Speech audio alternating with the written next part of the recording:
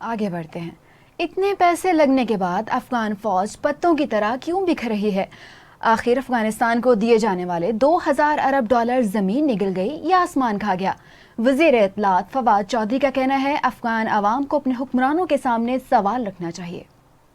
ایک ٹویٹ میں وزیر اطلاعات فواد چودھری کا کہنا تھا کہ افغان عوام غربت کی چکی میں پس رہی ہے، لیکن افغان سیاستدان اور جرنیل ارب پتی ہو رہے ہیں۔ ان کا کہنا تھا کہ افغان جرنیل بیرون ملک اثاثے بنا رہے ہیں۔ ان کا مزید کہنا تھا کرپشن کس طرح ملکوں کو تباہ کر دیتی ہے، اس کی مثال افغانستان ہے۔ افغانستان میں آج کل حالات بہت کشیدہ ہیں۔ طالبان نے افغانستان کے 75% حصے پر قبضہ کر لیا۔